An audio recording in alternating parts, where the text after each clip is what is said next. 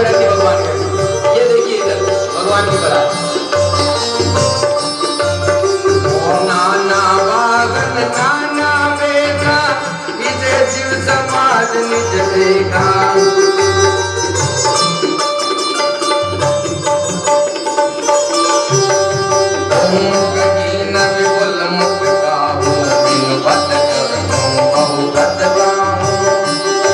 किसके मुंह है किसी के मुंह नहीं है, किसी के पैर है किसी के हाथ नहीं है।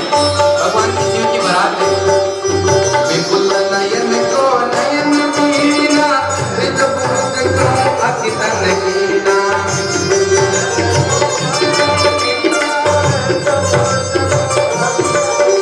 किसी के तो बहुत सारे नयन है और कोई का आज्ञा ही कौन है। भगवान की बारात संभोगी बहुत प्रेम है। कोई बड़ा रित पुरुष है की का हाड़ के दिख गया, घर पे कुछ नहीं है। मंगल भवन मंगल हारी द्रौपदी बिहारी। मंगल भवन मंगल हारी द्रौपदी बिहारी। मंगल मूर्ति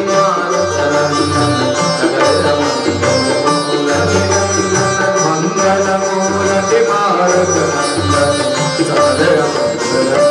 निगंधन। श्री राम जय राम जय जय राम।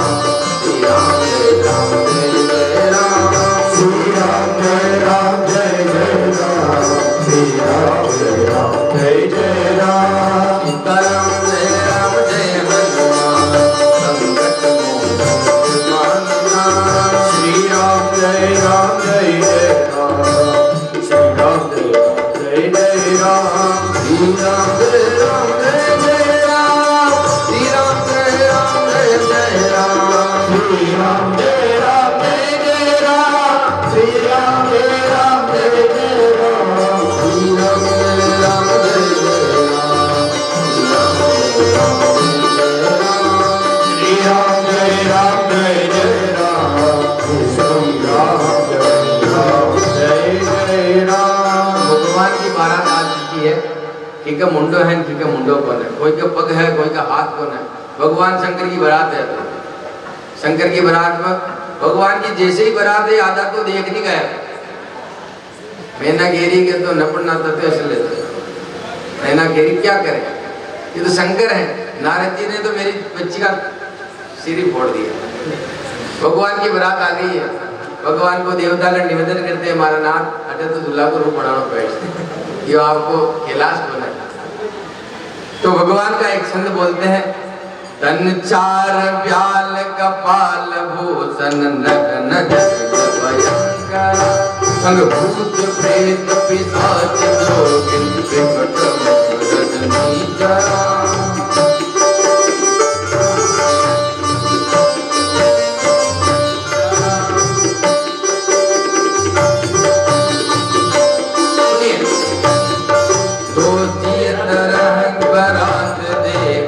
पुण्य बढ़ती कर जाई देखई सो उमा विवाह कर कर बात असिलर कहीं कई।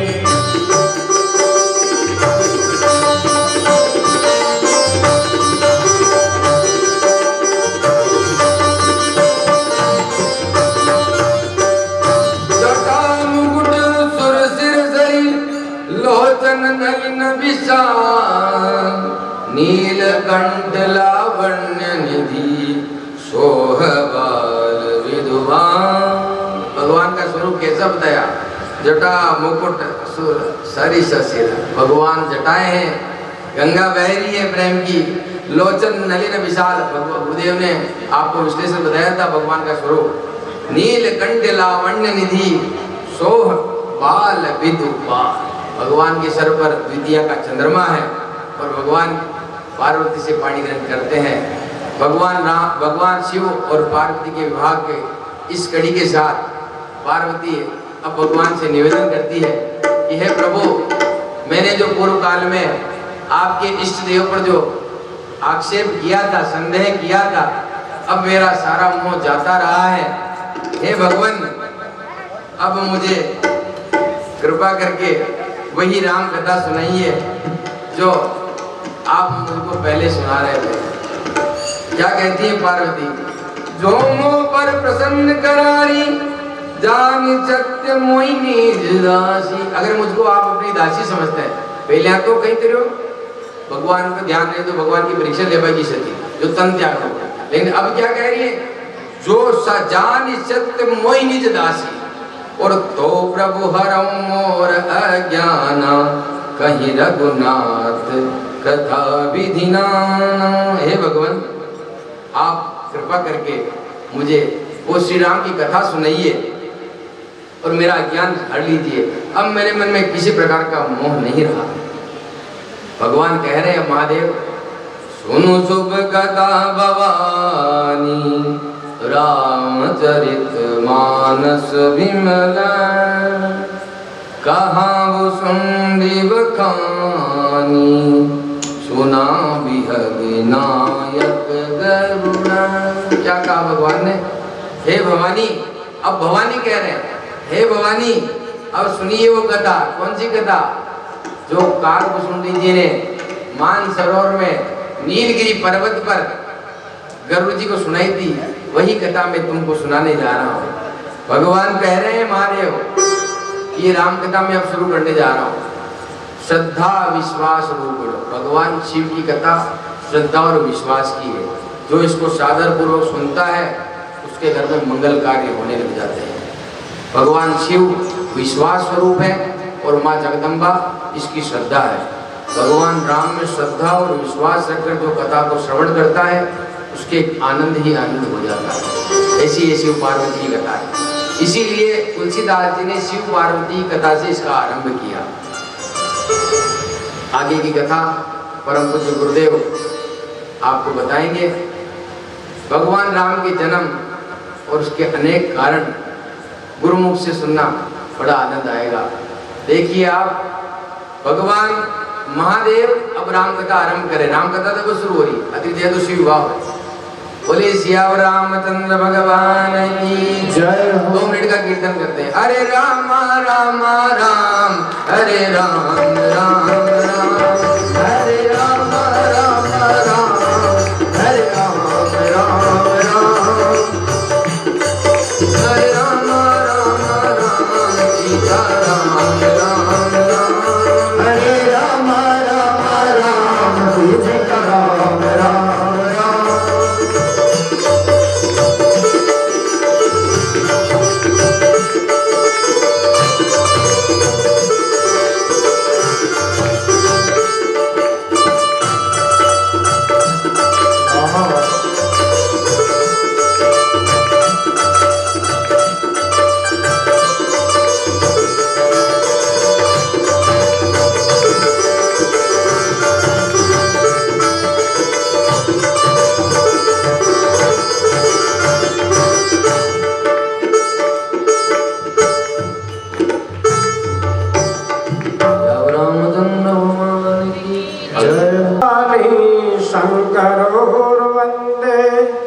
श्रद्धा विश्वास रूपिणो याभ्यां विना न पश्यन्ति सिद्धा स्वान्तस्तमीश्वरम्। भवानी शंकर को प्रणाम है। भगवान श्रद्धा है और विश्वास है।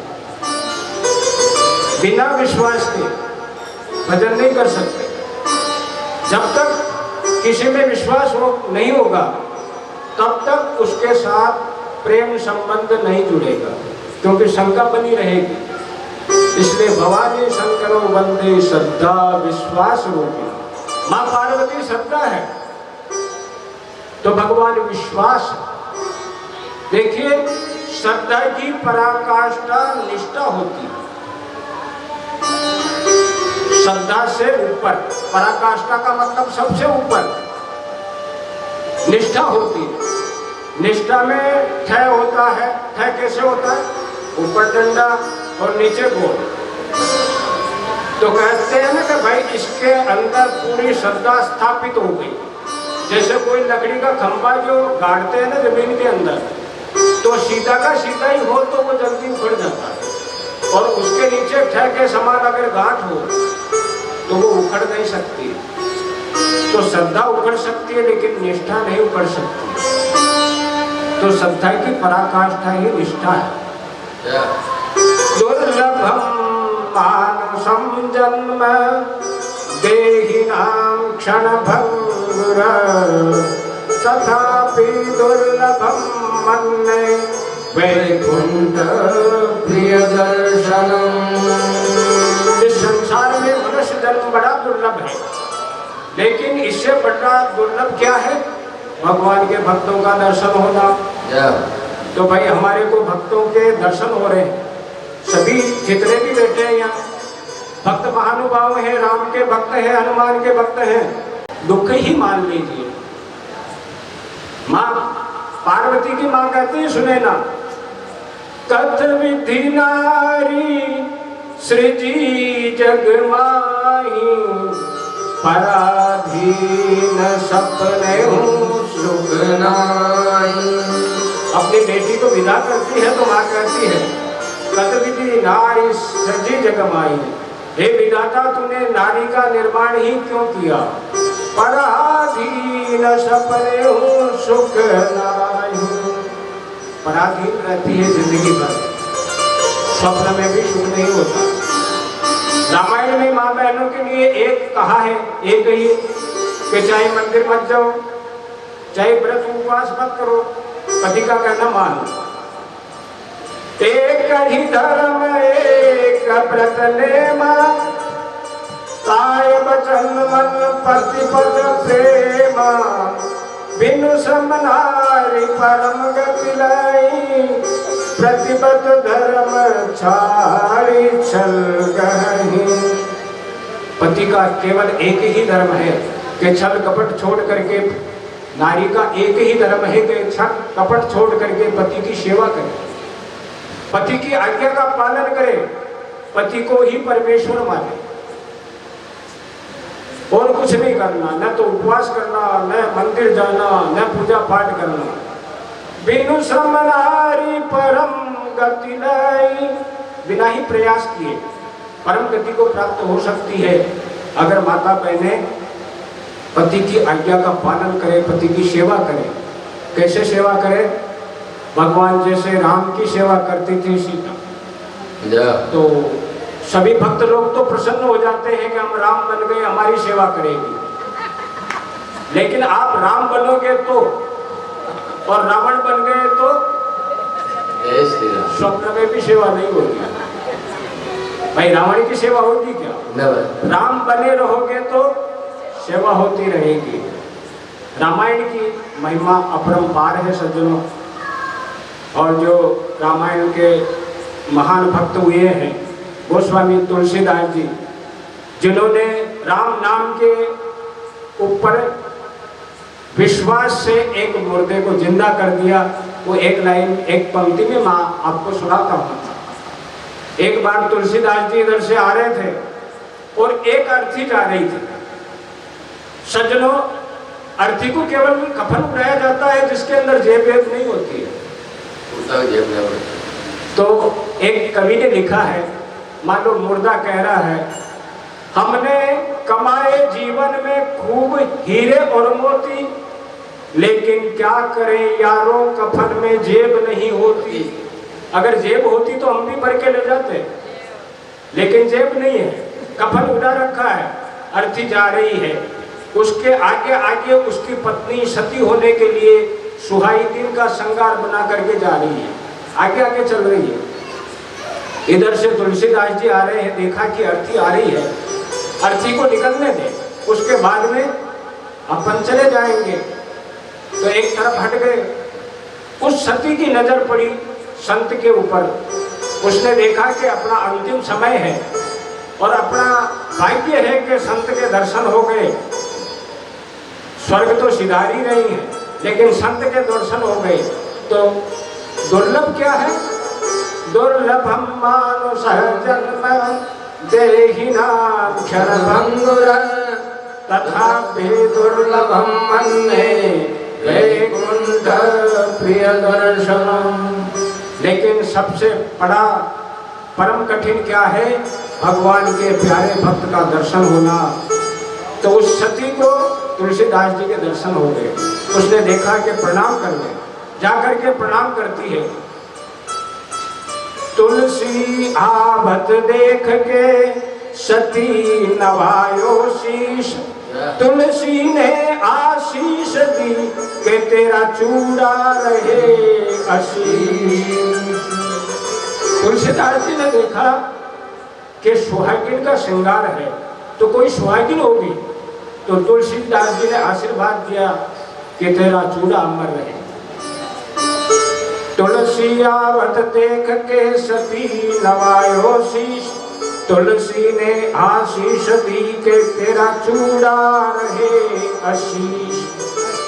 तो वो सती कहती है तुलसीदास जी के से, पति हमारा मर चुका अब मैं भी जावनहार, तुलसी तेरे वचन का होगा कहाँ विचार।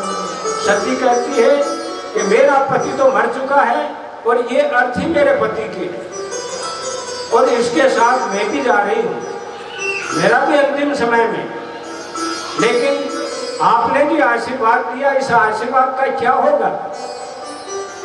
तुलसीदास जी को बड़ा दुख हुआ कि मैंने तो उस भगवान के भरोसे आशीर्वाद दिया। तुलसीदास जी ने उस मुर्दे को मंगवाया।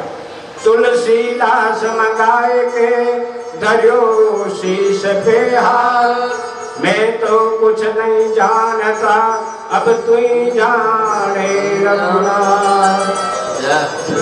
भगवान मैंने तो आपके भरोसे आशीर्वाद दिया, अब आप ही जानो। सज्जनों ये सुनते ही मुर्दा उठ करके बैठ जाता है। बोले रामचंद्र भगवान की जय हो। सज्जनों ये है राम नाम की महिमा, और अपना भी भाग्य है कि अपन उसी राम नाम की महिमा गाने जा रहे हैं। अब राम जन्म के अनेक हेतु हैं, अनेक कारण है, एक कारण नहीं। मान लो किसी के कहीं भिलवाड़ा से सामान लाना हो, किसी ने कहा कि भाई मेरे ये सामान लाना हो, उसने विचार किया कि भाई देखो एक दो काम और आ जाए तो सबको साथ में लो, तो भगवान भी ऐसा ही करते हैं। राम जन्म के अनेक कारण हैं। एक कारण क्या है, जय और विजय, जो भगवान के गेट कीपर थे द्वारपाल। देखो ये नहीं समझना चाहिए कि हम भक्ति करते हैं तो हमारा पतन नहीं हो सकता। पतन जय विजय का भी हो गया। जो भगवान के द्वारपाल थे हमेशा भगवान के दर्शन करते थे, अपन ने तो दर्शन नहीं किए, तो थोड़ी भी चूक हो गई तो गर्त में गिर सकते हैं। और कोई ज्ञानी होता है तो उसका पतन जल्दी होता है। इसलिए रामायण में आया है, ज्ञान पंथ कृपाण के धारा, पड़त खगेश लाग नहीं मारा। ज्ञान पंथ कृपाण के धारा, तलवार की धार के ऊपर चलने के बराबर है ज्ञान पंथ। ज्ञानी का पतन जल्दी होता है। भाई ज्ञानी समझता नहीं, तर्क वितर्क करता है। कोई हमारे से तर्क ज्यादातर ये करते, महाराज बताइए ये श्रवण के माता पिता कौन थे, अधिकांश पूछते हैं हमारे। तो मैं तो यही करता हूँ कि भाई मुझे मालूम नहीं। तो श्रवण के माता पिता तो दूर रहे, लेकिन मैं उनसे ये पूछ लूं कि भाई राम की दादी माँ का नाम क्या है,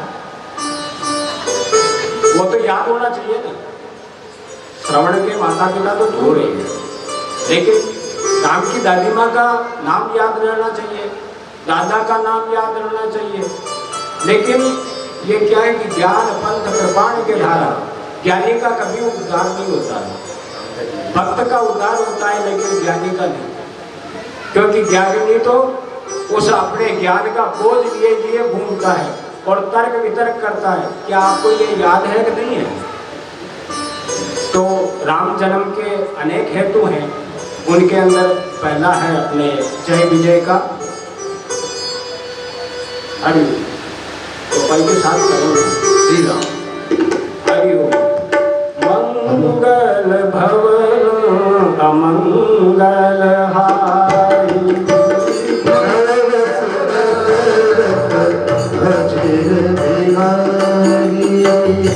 जब होई धर्म के हानि, जब जब होई धर्म के हानि, बाढ़ई असुर अधम अभिमानी, बाढ़ई असुर अधम अभिमानी। राम जन्म के हेतु अनेका, राम जन्म के हेतु अनेका, परम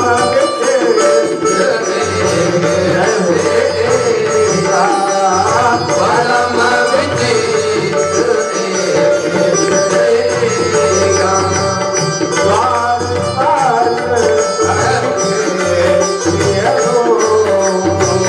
द्वार काल हरि के प्रिय दो, जय अरु विजय सबको जय अरु विजय जान सबको। मित्र साप दोनों भाई विप्र जाप दे दोनों आपस असुर तामस असुर तेरा दिन पानी, हाथ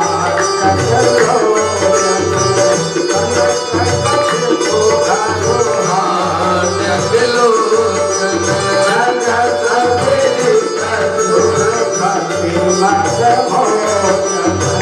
जगत दीदित पुरपति मदमोचन,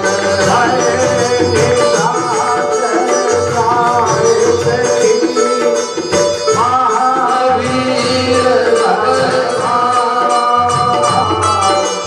भय निशाचर जाइत ही, महावीर बलवान कुंभकर्ण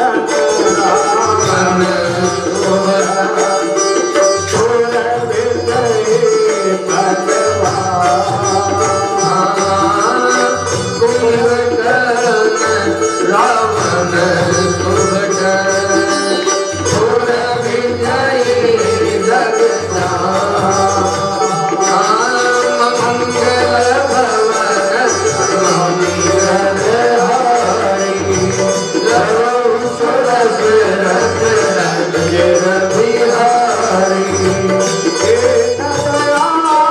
तीर धनुष संहारी, भगवनाथ मन सुंदर भारी, मंगल भवन मंगल हारी।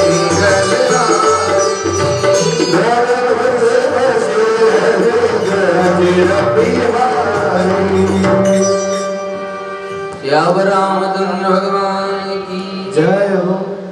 जब जब हो धर्म के बाढ़ई असुर अधम अभिमान। जब जब धर्म की हानि होती है और असुर बढ़ जाते हैं, उस समय भगवान अवतार में। तो असुर कैसे बढ़ते हैं?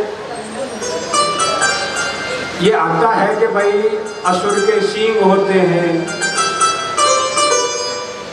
विकराल मुंह होता है, बाल खुले होते हैं और कपड़े पहने नहीं होते हैं सिर के ऊपर, लंबे लंबे दांत होते हैं, लेकिन ऐसा नहीं है।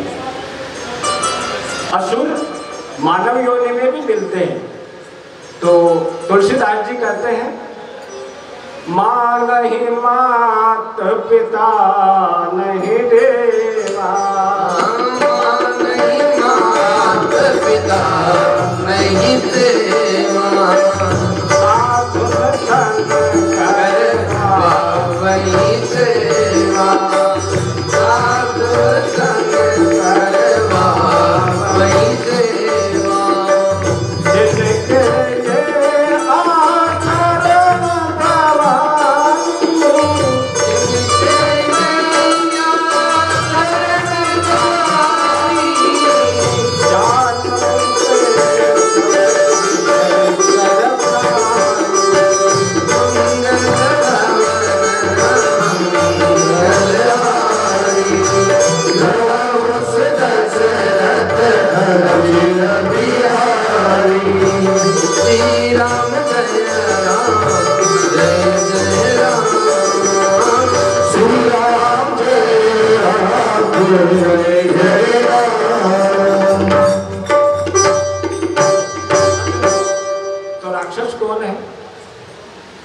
मान ही माता पिता नहीं देगा।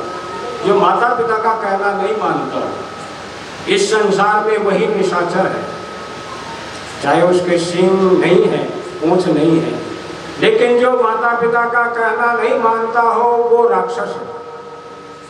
क्यों? शास्त्र कहता है माता स्वर्ग है, पिता धर्म है, पिता ही परमं तप, पितरे प्रीतिमापन्ने प्रियन्ते सर्वदेवता। जो माता पिता का कहना नहीं मानता है वो निशाचर है। माता स्वर्ग है तो पिता धर्म है। जो माता पिता की सेवा करते हैं तो भगवान प्रसन्न हो जाते हैं, और जो माता पिता की सेवा नहीं करता हो, कहना नहीं मानता हो, वो कितने ही रामायण के पाठ करे और कितनी ही कथा सुने, कोई फर्क नहीं पड़ता है, फालतू समय बर्बाद करता है। तो माँ नहीं मात पिता नहीं देवा, साधुन सन करवा वही सेवा। बड़े लोगों से जो काम करवाता हो, कोई बैठा हो, मान लो जवान व्यक्ति, और पानी पिलाने के लिए भी नहीं उठता हो, और फिर कोई बड़ा व्यक्ति उठता हो बूढ़ा, और फिर वो जवान बैठा बैठा कहता है कि थोड़ा मुझे भी पिला देना, तो वो है साधुन संकरवा वही सेवा, जिनके ये आचरण भवानी, हे जानौ निश्चर सब प्राणी। तो वो सारे राक्षस हैं। तो भगवान उनका उद्धार करने के लिए इस धरती पर अवतार लेते हैं। तो एक सज्जन ने प्रश्न पूछा था कि भगवान पक्षपात क्यों करते हैं? एक को तो मारते हैं तलवार से, और एक के ऊपर, सिर के ऊपर हाथ रख करके आशीर्वाद देते हैं। तो भगवान का ये हाथ दोनों के लिए बराबर है, सुधारने के लिए। कोई मान लो किसी व्यक्ति के अगर दो लड़के हो, एक उद्दंडी हो और एक विनयशील हो, तो जो विनयशील है सभ्य, उसके माथे पर हाथ रख करके वो आशीर्वाद देता है, और वही हाथ दूसरे के लिए थप्पड़ का काम करता है। सुधारना दोनों को है, कैसे भी सुधारो। तो भगवान कृपा दोनों के ऊपर बराबर करते हैं, और असुरों के ऊपर तो ज्यादा करते हैं कि उनको लेने के लिए स्वयं आते हैं। तो ये द्वारपाल थे जय और विजय। तो सनकादिक मुनि आते हैं जो 5 वर्ष की अवस्था में, और दिगंबर है, बच्चे हैं 5 वर्ष के, और भगवान का दर्शन करने के लिए वैकुंठ में जाते हैं। तो द्वारपालों ने उनको मना कर दिया, आप अंदर नहीं जा सकते, ठहर जाओ। क्यों? कि पूछ के आना पड़ेगा। तो सनकादिक ऋषियों ने कहा कि अरे हम वैसे तो हैं बालक 5 वर्ष के, दूसरे हम ऋषि बालक हैं। ऋषि बालक को कोई कहीं जाने से टोक नहीं सकता, सब जगह जा सकते हैं ऋषि बालक। और फिर 5 वर्ष के, और फिर दिगंबर, अगर घर में घुस भी गए तो हमारे पास तो कपड़ा ही नहीं है, कोई भी चीज लाएंगे तो छुपाएंगे किसमें? तो तुम भगवान के यहाँ पर द्वारपाल रहने के योग्य नहीं हो, जाओ तुम राक्षस हो जाओ, राक्षस हो जाओ, राक्षस हो जाओ। 3 बार उनको जो है तो इस प्रकार शाप दिया। भगवान बाहर पधारते हैं। भगवान ने कहा कि देखो ये गलती मेरी है, मुझे ऐसे किया गेट कीपर नहीं रखना चाहिए था। तो इनको लेने के लिए मैं जाऊंगा। तो 3 बार जब राक्षस होते हैं तो भगवान लेने के लिए जाते हैं, भगवान स्वयं पधारते हैं उनके ऊपर कृपा करने के लिए। तो ऐसे भगवान दयालु हैं। तो विप्र शाप ते तीनों भाई, तापस असुर देह 3 भाई। तो पहले कौन हुए? कनक कश्यप और हाटक लोचन। देखो हाटक किसको कहते हैं? सोने को। हिरण्यकश्यप और हिरण्याक्ष। हिरण्याक्ष किसको कहते हैं? जिसको सोना ही सोना दिखता हो, रात दिन कमाने में लगा रहता हो, तो वो हिरण्याक्ष तो मर गया, लेकिन वो भी उसके रूप में जिंदा है। जो जिंदगी भर सोना ही सोना देखना चाहता हो। हमारा शास्त्र तो यहाँ तक कहता है, यावत् प्रियेत जठरम तावत् सत्वं विदेहिनाम् अधिकं यो विमन्येत सहस्रेणो दण्डमर्हति। जितना पेट भर जाए उतना ही कमाना चाहिए। जो अधिक कमाई जाता है तो वो चोर है, शास्त्र के हिसाब से उसको दंड मिलना चाहिए। तो हिरण्याक्ष और हिरण्यकश्यप हुए, रावण कुंभकर्ण हुए, और तीसरे द्वापर युग में हुए। सज्जनों, 3 बार इन्होंने जो है तो राक्षस के रूप में जन्म लिया। तो ये तो हुआ पहला कारण कि भगवान के द्वारपाल थे हिरण्यकश्यप और हिरण्याक्ष। और उसके बाद में सज्जनों एक बार नारद ऋषि ने श्राप दिया। नारद ऋषि ने श्राप दिया तो पार्वती जी को संशय हुआ कि नारद तो भगवान के परम भक्त हैं, पार्वती जी ने उनको श्राप कैसे दिया, मेरे समझ में नहीं आया। एक बार क्या होता है कि नारद ऋषि तपस्या करने के लिए बैठ जाते हैं। तपस्या करने के लिए बैठते हैं तो इंद्र घबरा जाता है। इंद्र ने देखा कि मेरा सिंहासन न छीन दे, तो उसने बाधा पहुंचाई उनके काम में। तो तुलसीदास जी कहते हैं, अरे इंद्र, तेरा इंद्रासन क्या है, ये तो सूखी हड्डी है, तो इसको तू ही चबा। ये तेरा इंद्रासन प्राप्त करने के लिए तपस्या नहीं कर रहे हैं, ये तो भगवान को प्रसन्न करने के लिए तपस्या कर रहे हैं। तो सज्जनों, इंद्र के लिए क्या कहा है? शूर्क हाडले भाग सट स्वान निरख मृतराज छीन ले जड़ जानज में अश्रे सुरपति नहीं लाज। तो ये इंद्रासन क्या है? सूखी हड्डी का टुकड़ा, इसको तू जो तू ही चबा।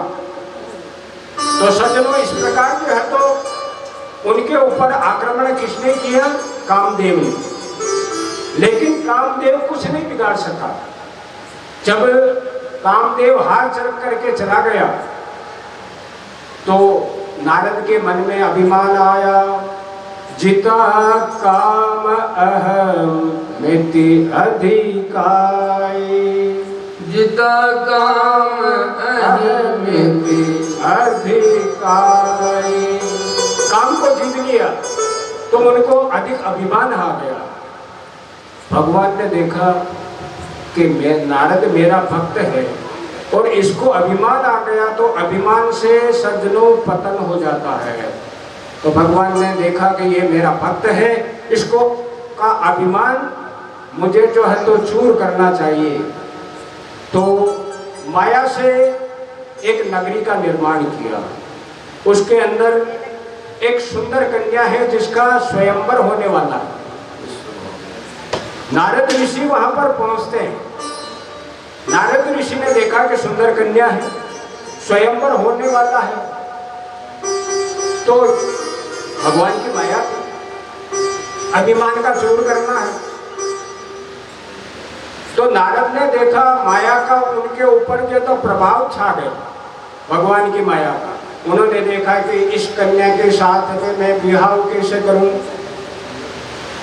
जब तप होई नहीं ते काला, हा विधि मिलहि कवन विधि बाला। उनका एक ही लक्ष्य था कि मुझे किस प्रकार ये कन्या मिल जाए और इसके साथ में मैं शादी कर लूं। तो सज्जनों, उसने देखा कि मेरे हितैषी कौन है? नारायण।